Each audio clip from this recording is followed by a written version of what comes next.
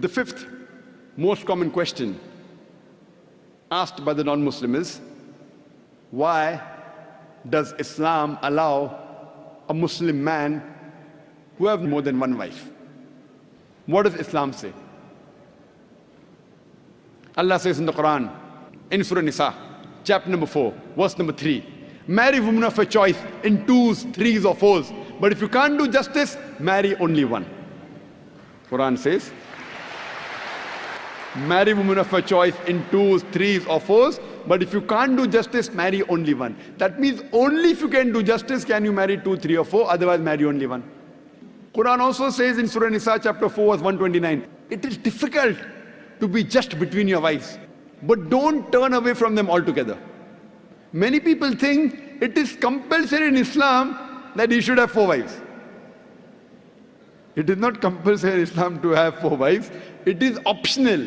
Marrying more than one woman is optional in Islam. It is mubah.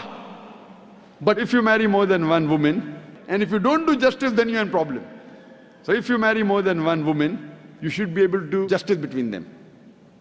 Let us analyze what are the logical reasons why Islam permits a Muslim man to have more than one wife. By nature we know males and females are born in equal proportion. But in the pediatric age itself, you ask any medical doctor, he will tell you that medically the female sex is the stronger sex. The female child has more immunity than a male child.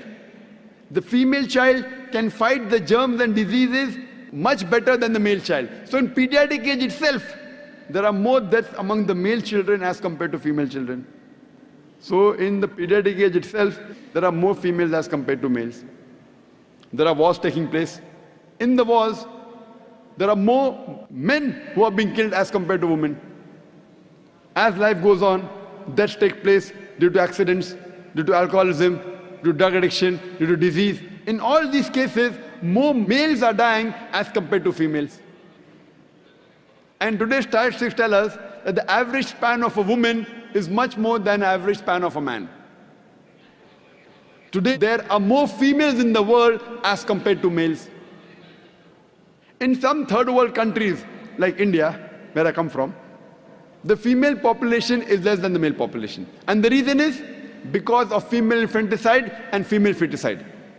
There's a program by the name Let Her Die, under the banner assignment. It came on BBC, where a British reporter by the name of Emily Buchanan, she says that every day more than 3,000 fetuses are being aborted after they identified that they're females. In India alone, more than 3,000 fetuses are being aborted after they identified that they're females.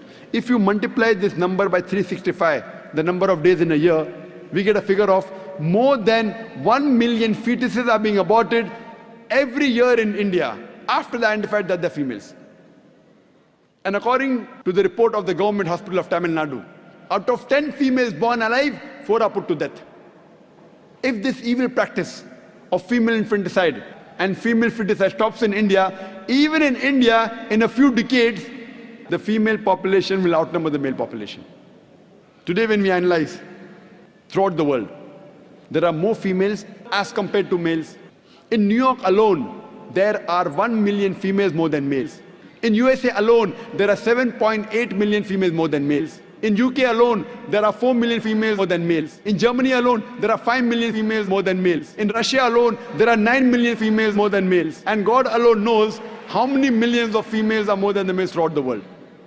If I agree with a non-Muslim that every man should marry only one woman, and suppose my sister or suppose your sister happens to live in USA, and if the market is saturated, every woman has found a life partner for herself. Yet, there will be 7.8 million females who will not find husbands. And if, unfortunately, your sister or my sister happens to live in USA, and if she's amongst one of those 7.8 million females who has not found a husband, what's the option she has? The only option she has is that she either marries a man who already has a wife, or she becomes public property. Public property? Many people say, Dr. ذاكر, Naik, such a harsh word. It is the most sophisticated word I can use. I cannot think of a better word. There's no option. She either marries a man who already has a wife or becomes public property. In America, having mistresses is very common. The American statistics tell us, on an average, a man has 8 different sexual partners before he settles down with one. 8 different. Some may have 5, some may have 10, some may have 20. 8 different sexual partners before he marries. After marriage, how many he has, the statistics doesn't say that.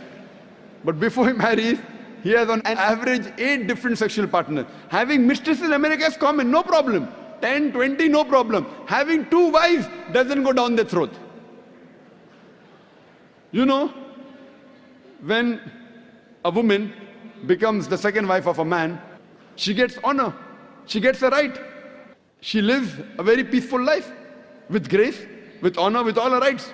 And when a woman is a mistress, she doesn't get her rights, she has no protection, she leads a life of disgrace.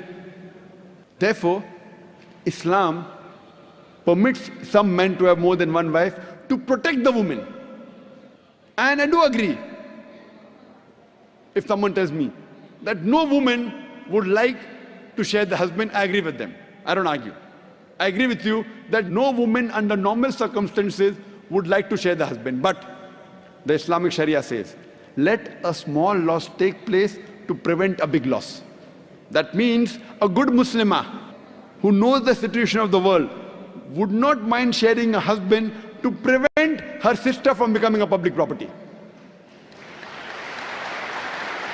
You ask any modest woman, would she prefer becoming the wife of a man who already has a wife or becoming public property? Any modest woman would choose the first one.